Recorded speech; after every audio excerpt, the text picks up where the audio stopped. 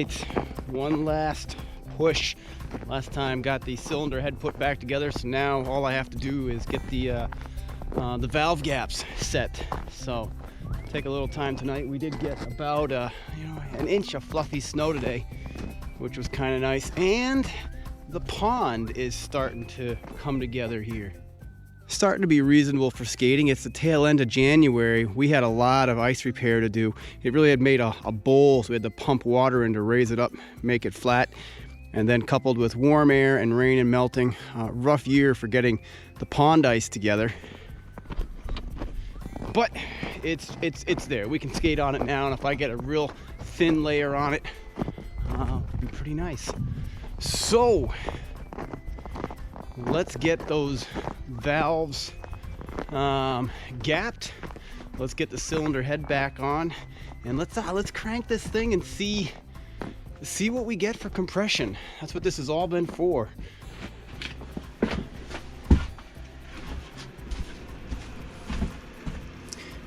Here we go. I've had my heater running, kind of warming up the block a little bit for my fingers. So let's get the gaps set on these, get it bolted back on, and let's get spun for compression. And if we get that far this evening, we'll keep going from there for getting everything back together. Okay, I have my feeler gauge. I have my Tappet Set. This is really great for adjusting the valve height. And we have, let's see, we have intake on this side, exhaust, yes we do, exhaust on this side. For the exhaust, I'm gonna go for 0.005 to 0.006, somewhere right there. And that I literally just Googled to get that valve clearance. That valve clearance didn't come out of the manual, that came out of a number of forearms. That's what people were setting them to. Seems reasonable. I'm going with it. We'll find out if I regret that. So that is just way too much. So a tappet tool, really helpful because you can hold the 10 mil nut while spinning the top of this height adjustment screw, I'll call it, so you don't have all this play. And now it's snug, so too much. Let's get our 0.005 feeler in there. There we go. Now I'm going to hold the top here because this will keep that screw from spinning and raising or lowering now that I have my feeler moving through nicely. And I'm going to spin here to tighten the nut down so the adjustment doesn't go anywhere.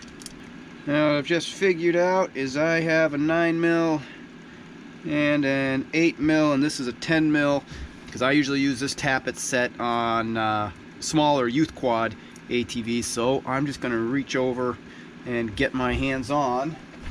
So I've just grabbed a 10 mil wrench because I only have an 8 and a 9 mil here, so I can't actually quite fit this. This kit I've been using on Tao Tao Coolster 110cc motor, so I just need another size for this. But I'm going to hold this, tighten that screw, excuse me, tighten that nut, and am I happy? There's my feeler through there on the exhaust, 0.005. Happy there. For the intake,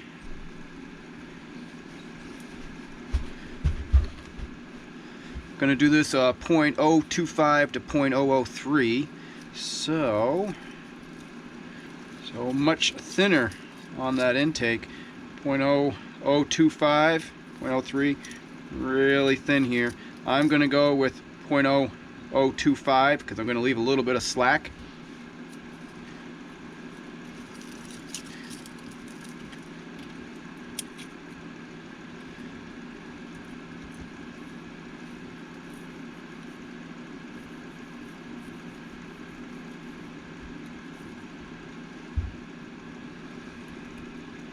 Too tight, slides around in there.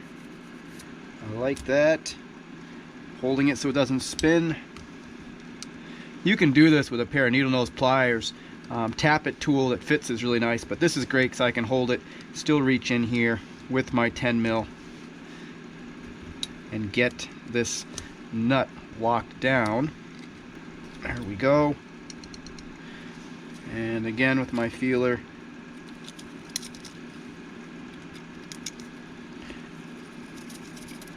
not bad at all, dragging just a little bit.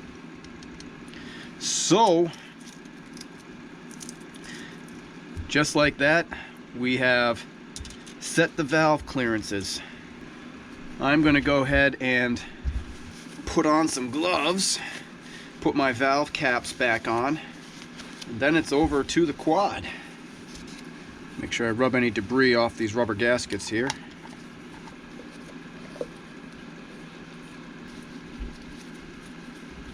One. And this valve cover has the compression release valve. Just make sure this is all nice and clean on this rubber gasket as well. Just easier to do this while it's not on the quad because some of these bolts are a little difficult to get at around the frame. You can, just this is faster. Also, to save a little time, make my life a little easier, I'm going to put my boot back on. So this boot, when it goes back on the head here, there's only one end that can fasten to it because the distance between the bolt holes are different. When it goes on, from the intake side, and the way I'm looking at the intake side, this boot goes off towards my left. Not this way towards your right leg when you're sitting on the quad, but towards your left leg when you're sitting on the quad. Checking my seats, make sure everything's still nice and clean.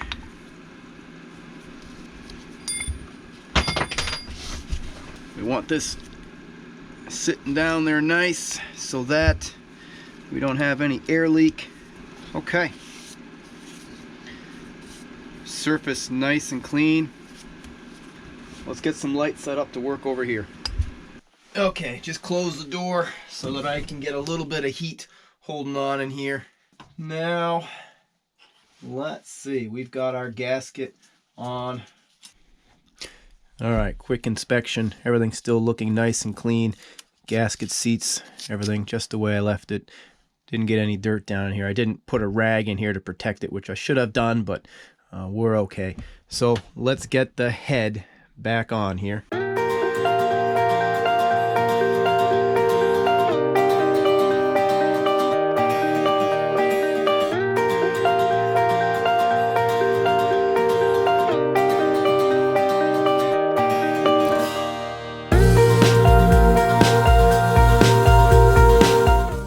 There it is. So with it sitting just like this, I'm going to get the two side bolts on that hold the head here. Then we'll slip our head bolts down in, and I'm going to, you know what I'm going to do before everything's bolted on, is I'm going to spin this over to top dead center. Kind of nice knowing where I am here. So let's slip this back off. It's a good opportunity. So what I was saying is I can crank and watch for top dead center. Keep my timing chain up out of the way here. So of interest here, I'm pistons all the way up to the top, but I'm not at the mark for top dead center. I believe this is what they would call the overlap part of the stroke.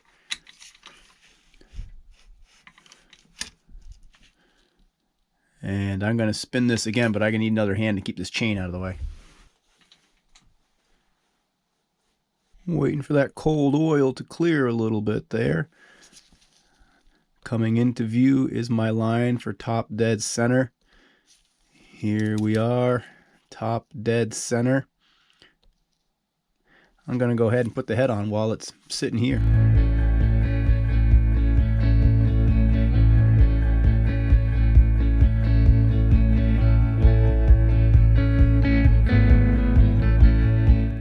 Something of note is the timing chain guide here was it swings down enough to get stuck under the head, so reaching under with a flat head pushing it forward allows this to set down in. So now I'm going to get the 2 bolts that hold the head to the jug here. Then we'll slip in our head bolts. Then we'll set our timing at top dead center. And then we're getting one step closer.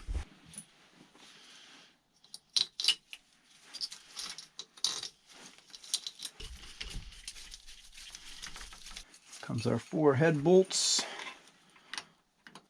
Again, just like last time, I can't get this head bolt in because the the retainer for the rocker arm isn't pushed far enough back in.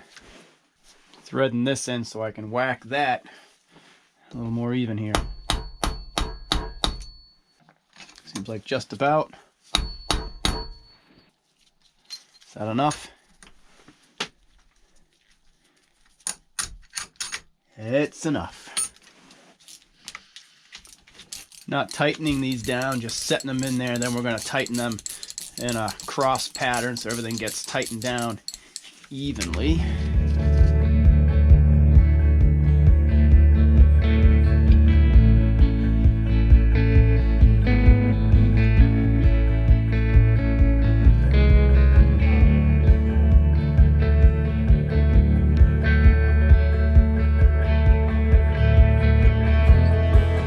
So I do have to put, the engine,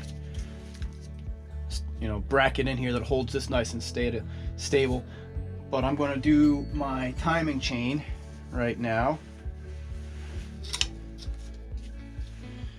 And we'll see if my top dead center has stayed put. I am on perfect top dead center there.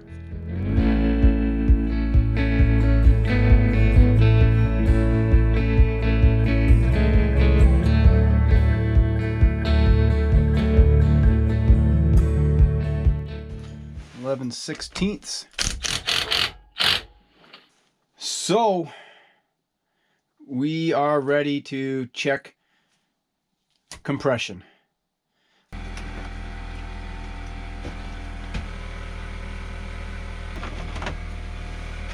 All right, I have my compression tester hooked up now. We are plugged in, ready to go. When we started this project, we were at 48-50 psi. We did the rings. I got it as good as 75 psi, but it really wasn't holding stable. What we found with a leak down test in a previous evening is that I had a pretty big leak around the intake. And just when I put the leak down tester on, you could just air just flowing out. So we took the cylinder head back off. We redid the valves. Now, here we go. Key is on. Ignition switch. Let's see here.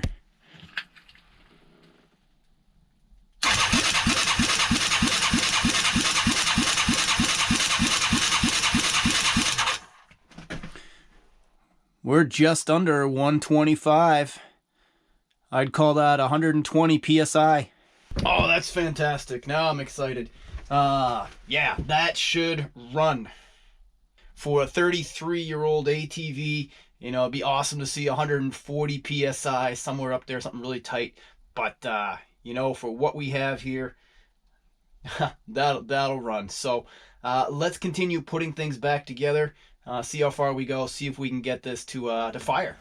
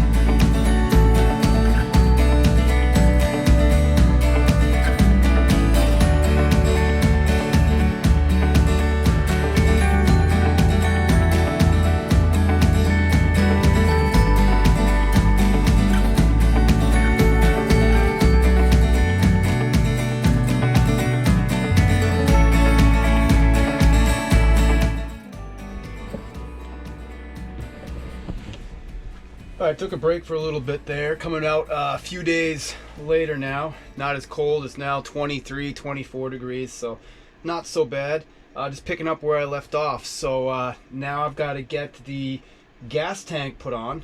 Once I have the tank on, I should be able to get fuel flow, and I should be ready to fire this, see if it starts and idles. I got to give some consideration to how to do that. I don't really like the idea of firing it here in the shed in this enclosed space, so let's just keep marching through.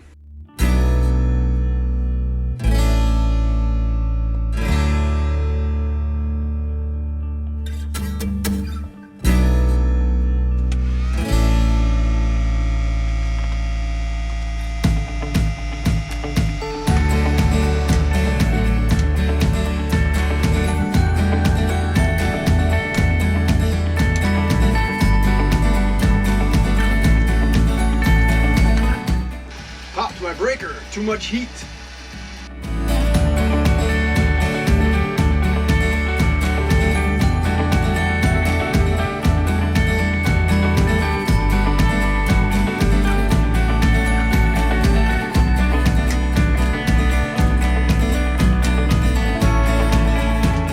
Probably because I have this other light on down here. A little bit much. All right, we'll leave the heater off.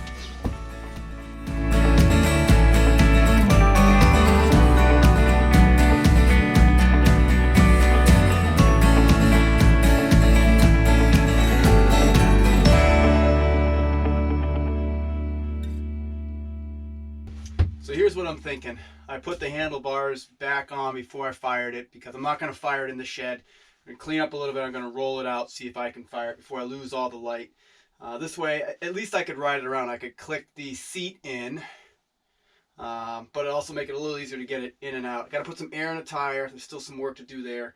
But let's wheel this out, fire it, and oh man. Certainly gonna have to take the tank back off to put the motor brace back on. So this is one of those things where the order of operations again doesn't really match. I should fire it, see everything, then put things back together because you'll do less work. Because I am gonna have to take the tank back off to put the engine mount on, and I'll have to take the handlebars off to get the cowl and the plastics on. But I want to see it run, probably ride around, break it in a little bit, without putting the plastics on, because I think there's going to be more work to do here. Tire doesn't hold air. Suspension is like riding a pogo stick, and possibly doing gear oil in the back. So kind of leaving it a little Mad Max here for a little bit.